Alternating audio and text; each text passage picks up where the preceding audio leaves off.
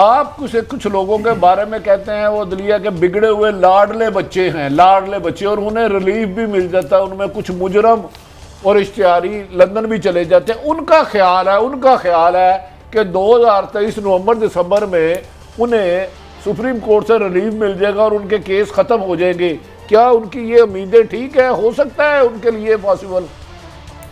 नहीं, मैं ये नहीं समझता, पर मैं आपको से बड़ी दिलचस्प बात करने लगा हूँ, ये मेरी ज़रा सुन लीजिएगा। पर ये हरगिज़ काजी फैज़ ईसा, जिनके बारे में मैं ऑब्जेक्टिव अपनी ओपिनियन दे रहा हूँ, मैं मारूदी, मैं कोई लगी लपटी नहीं कर रहा हूँ।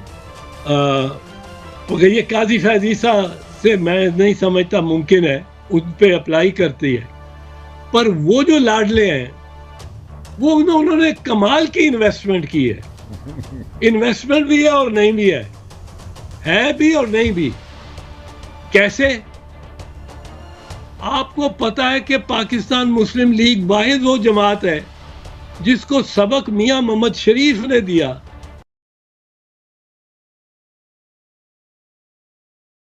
इस वक्त किताब ये रखी हुई है, क्रॉस सॉर्ड, जिसमें शुजा नवाज जो भाई था आसिफ नवाज का, वो क्या इसमें कि मेरे हर कोर कमांडर को उन्होंने दे दी थी BMW। अच्छा, और हर सुप्रीम कोर्ट के जज को जितने जा सकते हैं, सुप्रीम कोर्ट के जज का क्या काम है और क्या किसी सियासी जमात से ताल्लुक है कि वो 5 सुप्रीम कोर्ट के जज आपने सेनेट में भेजे हो। आपको मालूम है अफजल लोन साहब, कौन से अफजल लोन साहब जिन्होंने वो कोऑपरेटिव में इनकी जान छुड़ाई, खलीलुर रहमान खान साहब जो बाद में फिर वो रेक्टर हो गए, इस्लामिक इस्लामिक यूनिवर्सिटी के रेक्टर बना दिए।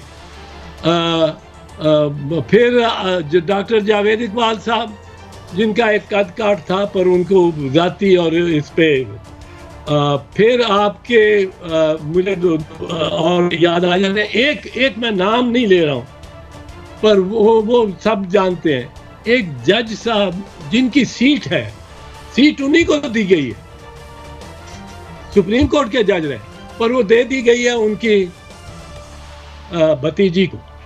वो मौजूद है सेनेट में और वो सीट उनकी है। अच्छा, एक जज साहब को आप PCB का चेयरमैन बना देते हैं। उनको क्रिकेट का पता है, कोर्ट के जज को इतनी टैक्टिकल क्रिकेट हो रही है, आप उसको PCB का, एक को सदर पाकिस्तान, वहाँ वो रफीक तारर साहब पहले सेनेट में आए थे, इसके पसे पड़ा है, क्या हकायत क्या है, क्यों ऐसा किया जाता है? नहीं, होल्ड भट्टी साहब, अब जब जज बैठते हैं, अब सोचते होंगे फैसला आ गया है, केस लग गया है हमजा शहबाज का, मरियम का, किस, ये तो बड़े अच्छे बच्चे हैं, ये तो अच्छे लोग हैं, खानदान ही अच्छा है, खून ही बहुत अच्छा है, इनको रिलीफ देनी चाहिए। हमजा शहबाज चाहे घर में हो, पेश ना हो, उसको रिलीफ, उसको बेल बिफोर अरेस्ट हो जाती है विदाउट बीइंग प्रेजेंट।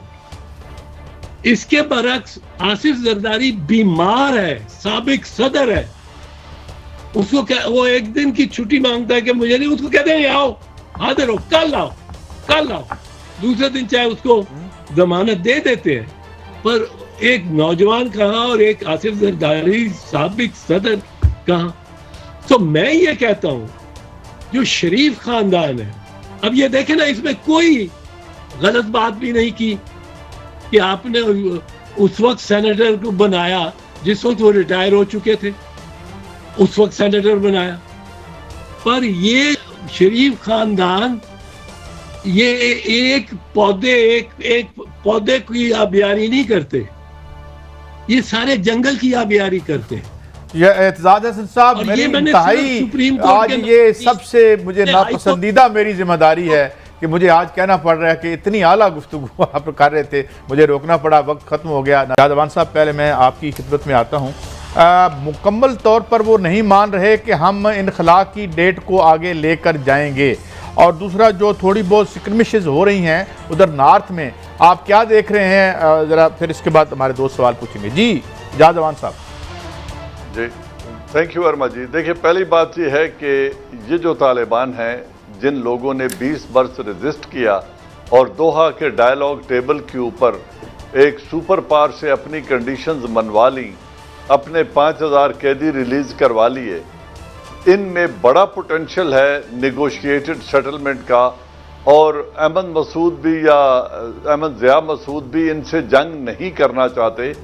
वो अपने पंजशीर तक अपना एक होल्ड चाहते हैं। जो ये नेगोशिएटेड सेटलमेंट पे मुझे कोई शक नहीं है कि ये तालिबान पहुंच जाएंगे। बहुत विजनरी हैं, इन्होंने 4 प्रेसिडेंट भुगताए हैं यूनाइटेड स्टेट्स के, और दुनिया का कोई ऐसा बड़ा ऑफिस या लीडर नहीं है जिससे इनके मुज़ाकरात न हुए हों। ये ग्रूम्ड भी हैं, विजनरी भी हैं, एजुकेटेड भी हैं, और अब इस वक्त वो ये भी समझते हैं कि अफ़गानिस्तान का पोटेंशियल क्या है और 40 साल से जंग के चक्की में पिसने वाली कौम किस तरीके से अमन चाहती है और उनको डिलीवर कैसे करना है, लाशों की बजाय खुशहाली कैसे डिलीवर करनी है। तो मुझे इसमें कोई शक नहीं है कि वो हैंडल कर लेंगे चीज़ों को। जिस तरीके से उन्होंने कारज़ाई को अपने साथ बिठा लिया है, अब्दुल्ला को बिठा लिया है, तो ये लोग, और उनको अपनी एक पॉलिटिकल कमेटी में शामिल कर लिया है पॉलिटिकल मैटर से डील करने वाली, तो इससे ज़्यादा फ्लेक्सिबिलिटी वो क्या दिखाएंगे।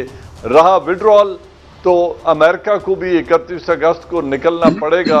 उन्होंने बड़ा दो टोक मैसेज दिया हुआ है कि otherwise it will have consequences, और वो अभी तक अपने वादे पे कायम है। पठान हैं, रिवायत पसंद हैं, ज़बान का पास भी रखते हैं। 31 अगस्त तक भी पर हमला आवर नहीं होंगे। और मेरे ख्याल में जिन्होंने 20 बरस उनको चैलेंज किया, उनको ये बात समझ आ जानी चाहिए कि 31 अगस्त का मतलब 31 अगस्त है। हाँ, उन्होंने जो उनकी एक मुआशी तालाबंदी की है, ये बहुत गैर अखलाकी है। जिस कौम को उन्होंने तबाह किया, पूरी यूरोपियन यूनियन ने मिलके और अमेरिका ने मिलके, अब वो उनकी 2 लाख लाशें भी उठवाने के बाद अगर उन पर मुआशी पाबंदियां इसलिए लगा रहे हैं कि जो कुछ बैटल फील्ड में हासिल नहीं हुआ वो अब इस तरीके से हासिल कर लें, तो वक्त गुजर जाएगा। मगर ये हासिल नहीं हो पाएगा। कंट्रीज को चाहिए।